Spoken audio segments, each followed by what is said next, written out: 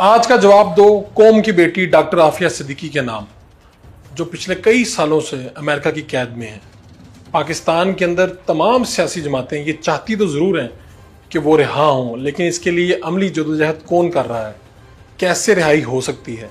कौन लोग हैं जो मैदान में मौजूद हैं? आज मेरे साथ तहरीक लब्बई के सरबरा जनाब हाफिज साद हुसैन रिजवी साहब मौजूद हैं। इन्होंने मुतालबा रखा गवर्नमेंट के सामने और गवर्नमेंट ने कहा कि हम आफिया सिद्दीकी के लिए काम करेंगे, उनकी रिहाई के लिए। क्या होने जा रहा है, मुस्तकबिल क्या हो सकता है, इन्हीं से जानते हैं। आपका बहुत बहुत शुक्रिया, आपने वक्त दिया। आप पाकिस्तान की वाहिद सियासी जमात होंगी जिन्होंने हुकूमत के सामने अमली तौर पे ये मुतालबा रखा है। आफिया सिद्दीकी साहिबा के बारे में बहुत सी बातें की जाती हैं, असल मामला क्या है? यानी मुतालबे तो बाद में आएंगे, डॉक्टर आफिया सिद्दीकी का मामला क्या है? लोग कहते हैं कि उनके जो जुराइम हैं वो बहुत ज़्यादा हैं। बिस्मिल्लाहिर्रहमानिर्रहीम। बहुत शुक्रिया फ़ारूक भाई। डॉक्टर आफिया सिद्दीकी का मामला जो है, जिस गुनाह पर उन्हें सज़ा दी गई है बकौल उनके, अगर वो गुनाह थोड़ी देर के लिए मान भी लिया जाए तो एक पिस्टल तानने का जो गुनाह है, क्या वो 86 साल कैद है? उन तमाम चैम्पियंस के लिए सवाल है जो इंसानी हुकूक के चैम्पियन हैं दुनिया में, और वो जो हुकूक निस्वां के ऊपर अरबों रुपए खर्च कर रहे हैं, वो किस मकसद के लिए कर रहे हैं वो तो मकसद अलग है। लेकिन उनसे सवाल है कि क्या पिस्टल तानने की सज़ा किसी अमरीकी को भी अमरीका में 86 साल सुनाई गई है? और दूसरी बात यह है कि दुनिया में कहीं इसकी नज़ीर मिलती है कि किसी भी मुजरिम की, जिसकी सिर्फ उनके नज़दीक गुनाह यह है कि उसने पिस्टल छीना है या ताना है, बकौल उनके, अगर एक गुनाह मान लिया जाए, हम तो बेगुनाह समझते हैं इस मसले में, हम तो बेगुनाह इस मसले में समझते हैं उनको, लेकिन उनकी कस्टडी में उनके ऊपर पिस्टल ताना, और वो गोलियां भी लगी डॉक्टर आफिया सिद्दीकी को, जो उनकी रिपोर्ट है, एक फेक रिपोर्ट है, उसके मुताबिक भी दुनिया में कोई ऐसी मिसाल जिस पर 86 साल कैद सुनाई जा सके। फिर उसमें से 23 साल, तकरीबन 23 साल और इससे ज़्यादा अरसा वो अपनी कैद का गुजार चुकी हैं, और फिर उनके साथ 23 साल उनके बेटे के, जिसकी उस वक्त उम्र शायद 6 साल थी। ये दोनों की उम्र मिलाई जाए तो ये कहाँ बनती है? तकरीबन 46 साल उम्र बनती है। 46 साल कैद उनके इस जुर्म के मुताबिक गुजार चुके हैं, तो 86 साल, ये तो मुजबरी कैद से भी तकरीबन आधी कैद से तो ज़्यादा गुजर चुके हैं। आप ये समझते हैं कि वो गुनाह जो उन्होंने किया नहीं, उसकी सज़ा तो वो भुगत चुके हैं, और इसकी सज़ा ऐसे कैसे है ये पहले साबित करें। दूसरी बात यह है कि आज तक हमारे नज़दीक जो तो केस उनका सामने आया है, किसी भी गवर्नमेंट ने संजीदगी से नहीं। अभी जो आफिया साहिबा के वकील हैं, उन्होंने आकर एक तरीक़ाकार आपके वज़ीर-ए-आज़म पाकिस्तान के सुपुर्द किया है, उन्होंने उसको भी कॉन्फिडेंशियल कर दिया। उन्होंने बताया कि कैसे रिहाई मुमकिन हो सकती है। उनको उन्होंने उस तरीक़ाकार को भी कॉन्फिडेंशियल कर दिया। ठीक है, कॉन्फिडेंशियल करें, किसी को क्रेडिट नहीं चाहिए, हम कहते हैं हम नाम भी नहीं लेंगे, लेकिन कौम की बेटी है, इसमें कोई शक नहीं कि कौम की हज़ारों बेटियां यहाँ भी हैं, लेकिन यार एक अरसा बहुत है। आप कहते हैं ये पाकिस्तान की गैरत और अहमियत का मामला, पाकिस्तान की गैरत और हमीयत का मामला भी है। पाकिस्तान और इस्लामी तारीख में किसी ऐसी जगह कोई वाक़या नहीं मिलता कि किसी ने अपनी बेटी फरोख्त की हो चंद डॉलरों के, और फिर उसकी शनाख्त से भी उसके दिल पर गिरां गुजरे कि जनाब हमने इसको मानना भी नहीं। ये जो है, तो आपने पाकिस्तान बचाओ मार्च किया, उसके बाद जब आप हुकूमत के साथ आपकी मुज़ाकराती कमेटी बैठी तो इसमें ये मुतालबा रखा। यह मुतालबा तो हम कराची से लेकर चलते हुए आए यहाँ पर। अब हुकूमत ने इस पर क्या आपसे हुकूमत ने कहा है जी आप हमें तरीकाकार बताएं, हम क्या कर सकते हैं। तो फिर इसके लिए हमने डॉक्टर फौजिया सिद्दीकी साहब से राब्ते में उनको उन्होंने कहा जी इसके लिए आप ख़त लिखे हमारी वज़ारत ख़ारजा, फिर उसका स्टेटस बहाल करें। डॉक्टर आफिया सिद्दीकी का पाकिस्तानी सिटीजनशिप इतनी देर में उनके एक्सपायर हो गई होंगी, पासपोर्ट भी, आईडी कार्ड्स भी, और जो भी चीज़ें हैं, तो सिटीजन उनका स्टेटस बहाल करे। और ये सारी चीज़ें जो उन्होंने रखी हैं वो हमने सारी उनकी रखी हैं। हमारे सामने अभी तक हुकूमत ने कोई ऐसी बात नहीं की कि हम इस मसले में दाएं बाएं होंगे। उन्होंने कहा जी जिस तरीके से हो ये आना चाहिए। और फिर क्रेडिट की बात आई, हमने कहा हम खामोश हैं, आप करें। अभी भी हम देने के लिए तैयार हैं कि ये सारा कुछ हुकूमत ने किया, जिस दिन हो जाए। अगर नहीं करेंगे तो फिर साफ ज़ाहिर है तंग आमद बजंग आमद, हम कोई अगला रास्त कदम उठाने के लिए मजबूर होंगे कि उम्मत इस जगह पर। और ये कौम की गैरत का मसला है, कौम की अहमियत का मसला है, मिली मसला है, एक पूरा कौमी पाकिस्तानी कौमियत का मसला है। यार जो गाली देकर हमें क्या हुआ है कि यार आप इनकी बात करते हो, ये तो अमेरिका के वीज़े की खातिर, उनके मुंह पर कोई ऐसी बात उन्होंने क्यों की है? ऐसी वजह से की है कि यार अपनी बेटियों के लिए कोई नहीं बोलता, अपनी अहमियत के लिए नहीं। और आप मुझे तारीख में बताएं किसी ने बेटी बेची हो, और नहीं किसी ने अपनी बेटियों को मानने से इनकार कर दिया, ये तो अजीब सी बात है। तो आप क्या ये डॉक्टर फौजिया की डॉक्टर आफिया से मुलाकात भी होती है, उसके बाद आपका तो इस फैमिली से रब्ता है? जी, मेरी इनकी वालदा से इतना ज़्यादा रब्ता था कि जब से मैं मिल के आया था उस दिन के बाद जो सबसे पहली ईद मुबारक होती थी वो मैं इनकी वालदा को करता हूँ। डॉक्टर साहिबा की वालदा से मेरी ईद मुबारक होती, और वो ऐसी खातून और ऐसी बासलाहियत और ऐसी शार वाली खातून और ऐसी हौसलामंद खातून जिसकी बेटा नहीं बेटी गैरों की कैद में इतनी देर हो, तो वो बड़ी जवां मर्दी से बात करती थी और अपने आप को बड़ा संभाल के बात करती थी और अपने जज्बात पर भी कंट्रोल रख के बात करती थी। यानी मैं कहीं हुआ कि उनकी आंखें चल गईं, वरना ये कहती थी कि हम जिस ख़ानदान में से हैं वो सिद्दीकी ख़ानदान है हमारा, और हमारी रिवायत है कि हमने कुर्बानियाँ दी हैं, तो हमारी बेटी ने हमारा सर फ़ख्र से बुलंद किया हम सिद्दीकी अकबर की ख़ानदान से। तो ऐसी वो बात करती थी। तो अभी डॉक्टर आफिया से मुलाकात के बाद डॉक्टर फौजिया से आपका रब्ता हुआ, या आप क्या समझते हैं? जी, हमारी जो टीम है बाकायदा लीगल, उनका मुसलसल फौजिया बहन से रब्ता तो आपको क्या समझते हैं कि अब तो कुछ अफराद मिलकर भी आए, जैसे वो भी मिली, पार्लियामेंटेरियन भी मुश्ताक साहब मिले, वकील की भी मुलाकात हुई, तो आपको लगता है कि अब ये इतने सालों में जो मामला नहीं हो सका था अब ये मुमकिन हो पाएगा?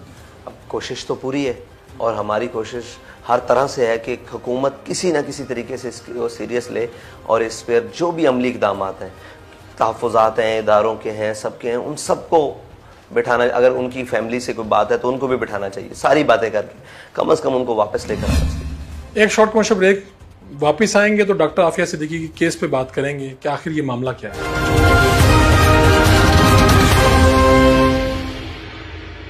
Welcome back. आप अपने जो सियासी जो आप मंशूर देंगे इलेक्शन के लिए, क्या उसमें भी इसको हिस्सा बनाएंगे? नहीं बनाएंगे, बिल्कुल नहीं बनाएंगे। अगर क्रेडिट का मसला है बिल्कुल नहीं बनाएंगे। हाँ, उसकी रिहाई के लिए तक हम जरूर मैदान क्या आप अगर हुकूमत में आते हैं? हाँ जी, हुकूमत में आते हैं तो फिर अल्लाह खैर करे, फिर हमारा अवलीन तरजीहात में से ये काम भी होगा। डॉक्टर जो आफिया हैं उस केस को आपने खुद भी पढ़ा, आप उन लोगों से भी मिले, तो आपको क्या लगता है कि इसमें जो अमेरिका की तरफ से है वो नाइंसाफ़ी का मुजाहरा किया गया? देखिए ना, अब एक खातून है, मतलब उसको बहुत सारे एडवांटेज हासिल होते हैं। एक खातून, जुर्म उसका इतना है कि वो ला इलाहा इल्लल्लाह मुहम्मद रसूलुल्लाह पढ़ती है, बाकी वो उसने जो खुद कहा है वो तो हम बयान नहीं कर सकते। ये उनकी चीज़ें हैं, आप डॉक्टर साहिबा से पूछ सकते हैं, उनकी बहन की वीडियो भी मौजूद है फौजिया। तो जो इतने तक की कुर्बानी दे रही है कि यार आखिर गैरों की कैद है सारी, जिसका ईमान का लेवल ये है और जिसकी जनाब मोमिनाना फिरासत इतनी बड़ी है, तो आप मुझे बताएं कि उसके लिए हम क्या ना करें। हमारे ईमानी तकाजा है, मिली तकाजा है, अंदर का एक चीज़ है कि हम उसके लिए क्या ना करें। और दूसरी बात यह है कि इस वक्त डॉक्टर आफिया सिद्दीकी जिस कर्ब से गुजर चुकी है, जिस अजियत से गुजर चुकी है, ये वो अकेली नहीं है, ये पूरी कौम का इम्तिहान है, पूरी उम्मत का इम्तिहान है, और बकौल उनके भी उम्मत का इम्तिहान है कि भाई हम कहाँ तक अपने मामलात में सीरियस हैं और हमारी कमिटमेंट अपने मामलात से कहाँ है। सिर्फ ये मकसद कि रोज़ाना तिजारत हो रही है या नहीं, इंडेक्स पॉइंट ऊपर नीचे आ रहे हैं, नहीं, कौमों की गैरत और कौमों की जो आने वाला मुस्तकबिल है वो उनके आज के फैसलों पर इन्हिसार है। अगर हम आज ये फैसला कर लेते हैं कि हम गैरतमंद कौम हैं, हमें अपनी इज्जतों का पास है, तो हो सकता है आने वाले वक्त में हमारे लिए कोई बेहतर सोचे कि नहीं भी इनके साथ नहीं करना। जब आप अपनी इज्जतें ऐसे नीलाम करते रहेंगे तो लोगों को आपके से कोई गर्ज नहीं, आप उनको किसी जगह पर भी टोक नहीं सकेंगे, तो क्या कर रहे हैं। डॉक्टर फौजिया या उनकी वालदा से जब आपकी मुलाकात हुई, उन्होंने कहा कि कोई लीडर इतना सीरियस था इस इशू को लेके, क्या उन्होंने बेहिसी का इनका? जी, उन्होंने सबके नाम लिए, लेकिन जब उन्होंने बाबा जी की बात की ना, तो उन्होंने कहा कि वो जिस तरह हमारे घर में आया, मुझे ये फील हुआ कि वाकई इसकी बेटी भी है। मुझे ये फील हुआ कि मेरे बाद अगर किसी की बेटी है तो वो खादिम हुसैन रिजवी की बेटी है। जिस दर्द से वो आया और जिस कर्ब से वो हमारे पास पहुंचा, तो ये उन्होंने मुझे कहा कि बेटा आपने, मैं कि जी माँ जी, हाँ, वो उनकी बहन है हमारी, तो वो माँ की हैसियत रखती है, आप हमारी। तो उन्होंने कहा कि आफिया को आना चाहिए पाकिस्तान, तो क्या तरीका होगा। मैंने कहा जी उसका तरीकाकार उनको भी कहा था कान में, तो मुस्कुरा पड़ी थी और खुश भी हुई थी। मैंने कहा उसका तरीकाकार यह है कि कैदियों के तबादले होते हैं और बड़े बड़े जगह बात होती है कि आफिया सिद्दीकी अगर बाकी मानदा कैद गुजारनी है तो मैं चला जाता हूँ, अगर कोई किसी भी तरह से वो मान जाते हैं तो मैं चला जाता हूँ, उनकी बाकी मानदा कैद गुजार कर मैं आ जाऊँगा। नहीं, आपने अपने आप को पेश किया? बिल्कुल पेश किया। और अब तो मैंने सरेआम कहा है कि अगर कोई सिलसिला नहीं बन रहा तो उसकी जगह कैद काटने के लिए हम तैयार हैं। क्या उनको बनना चाहिए ना, मतलब इतनी तो होती है, ये पेरोल बनता है। आपको याद हो कि पाकिस्तान में भी कानून मौजूद है, पेरोल बनता है, तो पेरोल पर भी रिहा हो सकती है। और अगर वो कहते हैं कि जैसे रेमंड डेविस किया है यहाँ से, तो उसके बदले में कर्नल जोसेफ किया है पाकिस्तानी को शहीद करके। मतलब खामोशी से इतनी वारदातें डली हैं, क्या वो पाकिस्तानी नहीं थे? क्या उनका जुर्म आफिया सिद्दीकी के जुर्म से बड़ा नहीं था? जो उनके यहाँ जुर्म है, हम तो उसे बेगुनाह कहते हैं, लेकिन उनके यहाँ जुर्म जो था, उनको तो 86 दिन भी नहीं रख सके, बल्कि बाज़ तो 86 घंटे भी नहीं रहे। उनको हमने इतने प्रोटोकॉल से भेजा है, और वो थे भी मर्द, एक खातून, सारी बातें। तो मौत की सज़ा भी जो है ना, किसी के कत्ल की सज़ा भी, वो भी 23-24 साल ही है। वो तो दिन रात डाल के की जाते हैं, इन्होंने तो स्ट्रेट काटी। तो आपके ख्याल में किसी स्टेज पे ऐसा हो सकता है कि डॉक्टर आफिया के मामले पर अगर हुकूमत संजीदगी नहीं दिखाती तो आप लोग सड़कों पर आ जाएंगे? देखिए, हुकूमत अगर संजीदगी नहीं दिखाती तो फिर इंशाल्लाह हम हुकूमत को हर उस अमल से मजबूर करेंगे कि वो अपनी बेटी के लिए संजीदा हो। संजीदा ना होने की कोई वजह भी तो हो सकती है, वो वजूहात सामने लाई जाए। अगर कौमी मसला है, सारी बातें हैं, तो अंदर बैठ के बात की जाए। मुज़ाकराती कमेटियाँ मौजूद हैं, सारी बताया जाए भी क्यों नहीं हो, हमें भी पता हो कि हम गलत तरफ लगे। जब हमारे सामने बैठ कर कहा जाता है कि आफिया का मसला पूरी कौम का मसला है, आपका मसला नहीं है, सिर्फ हम भी इस मसले में हैं, तो फिर वो उसकी रिहाई के लिए कौन सी चीज़ें रुकावट हैं, क्या मसाइल हैं, कौन से पेपर्स रिक्वायर हैं, या क्या बात है, और किस सफारती लेवल पर बात चाहिए, तो वो सामने रखी जाए। तो क्या आपकी अपनी पार्टी से भी आप सोचते हैं कि हम खुद भी खत किताबत करें, अमेरिका को डायरेक्ट खत लिखें, या उनके सफीरों से मुलाकात हो इस मामले को स्पेसिफिक लेके? नहीं, अभी तक तो नहीं सोचा हमने। हम चाहते हैं कि देखें, जो भी खारजी मामलात हैं जी, हमारा ये, मेरा और हमने जो अपने बड़ों से सीखा है वो कि आप हुकूमत के ज़रिए, देखिए हुकूमत किसी पार्टी की नहीं है, ये रियासत, पाकिस्तान रियासत, ये तमाम इसके बासियों की है। अगरचे इसका सलूक सुतैली माँ जैसा है, किसी से मोहब्बत, कभी के दिन बड़े हो जाते हैं, कभी की रातें बड़ी हो जाती हैं यहाँ, लेकिन हमारा यह है कि अगर आपका कोई खारजी उमूर है तो आप अपने इदारों का, अगर हम ये ज़ाती तौर पर शुरू कर देंगे तो फिर हमारे इदारों का मकसद क्या रह जाएगा, वजारत खारजा का मकसद क्या रह जाएगा, बैनुल अक़वामी उमूर जितने हैं उनका क्या मकसद है? अगर हम ज़ाती तौर पर करें तो खुश होकर लोग करेंगे। कौम के नाम आप क्या पैगाम देना चाहते हैं? कौम के नाम ये पैगाम है कि इस मसले को आप उजागर करें और मजबूर करें, कोई नून लीग से ताल्लुक़ रखने वाला है वो अपने लीडर को मजबूर करे कि वो इस बात पर आगाही करे और इसके हक़ में बयान दे, और इस पर अमली सूरत हाल, जो जिनकी जमातें इस वक्त हुकूमत में मौजूद हैं, जो अपोजिशन वाले हैं, उनको चाहिए अपने लीडर्स को इस बात पर लाएं कि इसकी आवाज़, अपने ऊपर जुल्म, एक छड़ी भी नहीं लगी, या लगी है एक हथकड़ी लगी है वो भी नहीं लगी, या लगी है अपने मुल्क में रहते हुए, अपने घरों में रहते हुए घर का दरवाज़ा फलांग दिया गया तो हम चीखते हैं। तो कौम की बेटी के लिए भी तो आपका हर प्रेस कॉन्फ्रेंस में कहीं ना कहीं नाम आना चाहिए, ताकि किसी को एहसास हो, गया आपको गैरों का भी एहसास है। ज़ात पर बात आ जाए तो हम बड़े सारे एहसास हैं, नहीं जी हमारे फलां जगह पर हमला हो गया, हमारे जनाब फलां हो गया, हमारे घर की दीवार फलांगी गई है, ऊपर चढ़ गए हैं जनाब, हमारी बेतौकीरी की गई है हमारे यहाँ। तो कौम की बेटी के लिए भी चाहिए सबको।